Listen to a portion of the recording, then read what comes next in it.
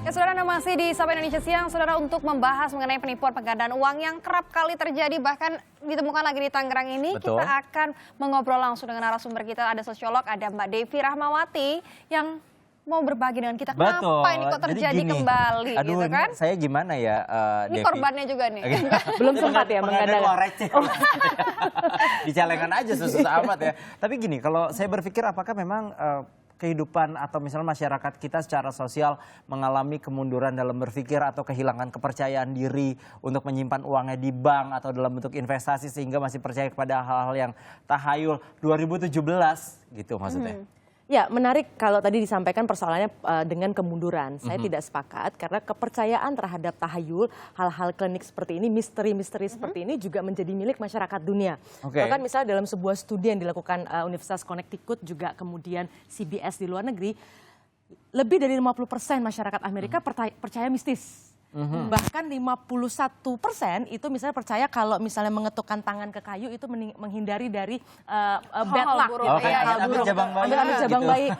Inggris malah lebih tinggi, 74% meyakini juga. Nah, artinya apa? Ini hal yang biasa. Kita bisa lihat juga bagaimana fenomena film Harry Potter yang kaitannya juga dengan hal-hal mistis. Atau Paranormal Activity dan beberapa toko-toko di distrik-distrik tertentu di Amerika yang juga menjual peralatan-peralatan gaib misalnya.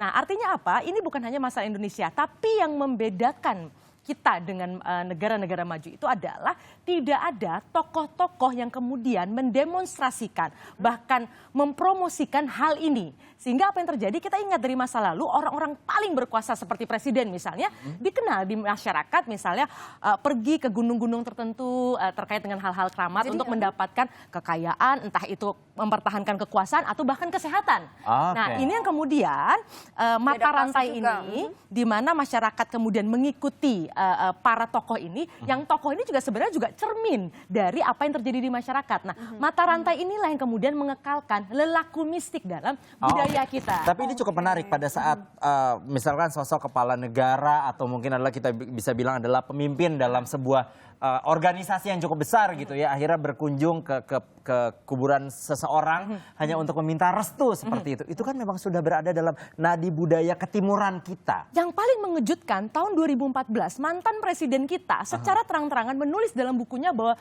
beliau mempercayai kekuatan hitam. Itu sampai tangkap beritanya oleh seluruh orang di dunia karena hanya satu-satunya negara di dunia yang presidennya di negara demokrasi yang sangat rasional. Indonesia negara demokrasi toh yang sangat rasional, tapi presiden ya pemimpin negara mengakui bahwa ada awan hitam, gelap dan sebagainya, itu tercatat dalam sebuah buku. Jadi ini bukan hoax. Ini disampaikan sendiri. Ini yang menarik.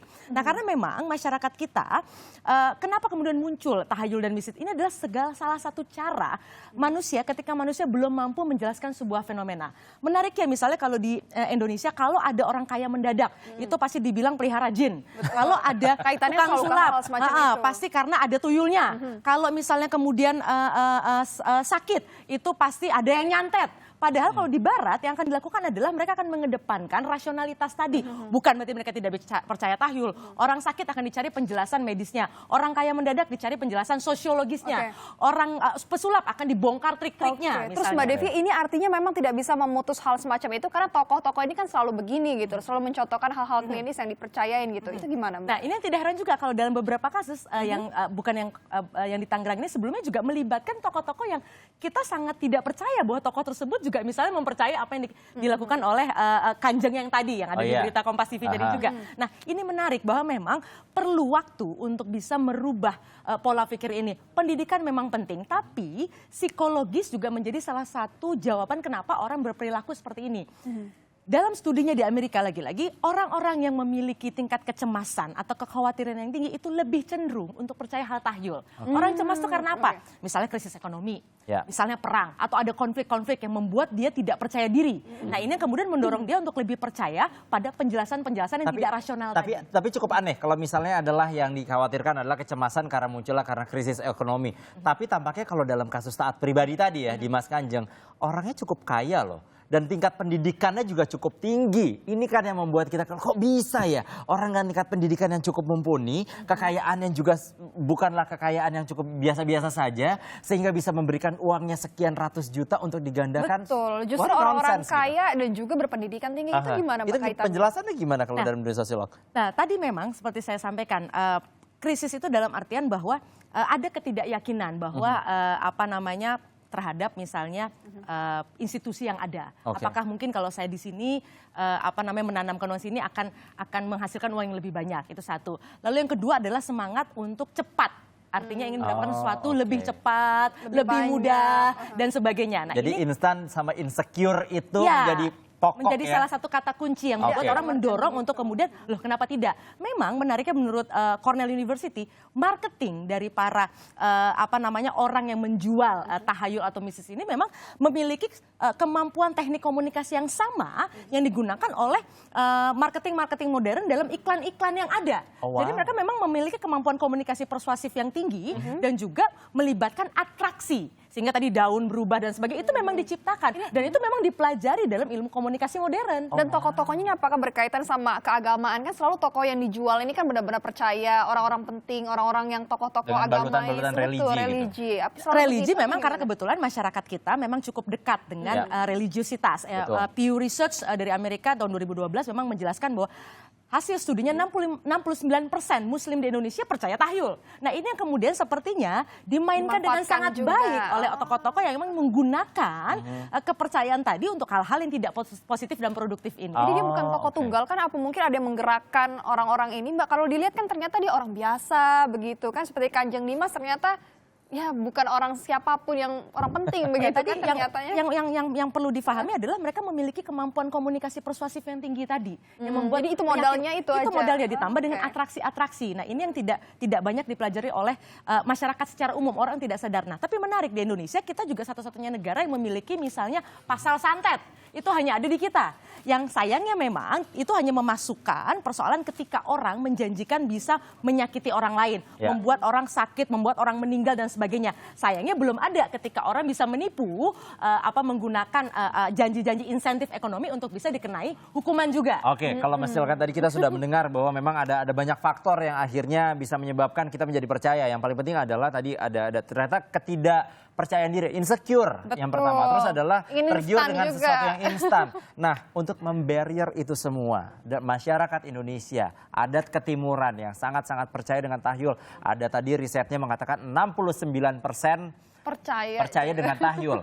Apa yang harus dilakukan? Masyarakat modern, kita bicara masyarakat modern ya. Ya, pertama adalah pendidikan. Tapi pendidikan yang seperti apa? Betul. Pendidikan yang membiasakan peserta didik untuk boleh mempertanyakan sesuatu hal. Model budaya kita adalah di dalam kelas, mahasiswa atau siswa tidak diperkenankan untuk bertanya. Ya. Semua menerima begitu saja, ya sudah hafalkan saja, nggak usah tanya-tanya, udah Jadi nggak ada baca yang kritis gitu dan ya. terima saja. Nah, Sebel. upaya-upaya untuk bisa menggali, mempertanyakan tadi secara kritis untuk melihat sebuah fenomena, ini perlu dikembangkan. Sehingga misalnya menarik ketika ada seorang peneliti di Amerika, dia menulis tentang hal ini, tapi pada satu masa, ini sebuah cerita yang menarik, dia naik pesawatnya turbulence. Dia baru sadar ketika temannya bilang, ini kita duduk di nomor 13 loh. Di luar negeri 13 itu angka yang dianggap Bad buruk. luck juga. Iya. Heeh. Dia sebagai seorang peneliti yang menulis itu sempat juga terpikir bahwa, loh, iya juga ya, jangan-jangan nih. Tapi kemudian dia berpikir, kalau pesawat ini Secara jatuh kan logis, bukan hanya nomor 13, nomor 14, nomor 9, semuanya juga akan ikut jatuh. Nah artinya apa? Ketika terbiasa untuk mempertanyakan sesuatu, hal-hal yang mengganggu seperti itu, yang menggoda seperti itu, bisa kemudian dinetralisir dengan Oke. pengetahuan dan pengalaman. Bisa dikesampingkan lah kritis. istilahnya. Itu dia, karena memang masyarakat kita terlalu menelan bulat-bulat apa yang diterima. Jadi Harus Anda berani bertanya dan juga betul, mempertanyakan jangan tadi ya. percaya sama yang instan, karena yang instan cukup mie aja ya, mie instan ya. Yang lain nggak ada yang instan, semua butuh proses. Jadi ingat bahwa memang sesuatu yang sifatnya instan itu tidak ada dan tidak akan memberikan faedah untuk Anda. Lebih baik jika ingin menggandakan uang, taruh aja di bank, investasi itu lebih penting gitu ya. Yang lebih logis lah, itu pasti Lebih hasilnya logis. bisa lebih Devi, baik. terima kasih banyak sudah Sama-sama. bergabung Thank you, bersama kita. Mbak. Banyak sekali tadi fakta-fakta yang menarik, termasuk adalah persentase angka-angka yang wow, menurut saya kayak Ada penelitiannya luar biasa. juga sebenarnya tentang Ada. ini. Oke, Mbak sedikit mencerahkan, jangan sampai lah kayak gini lagi kejadian.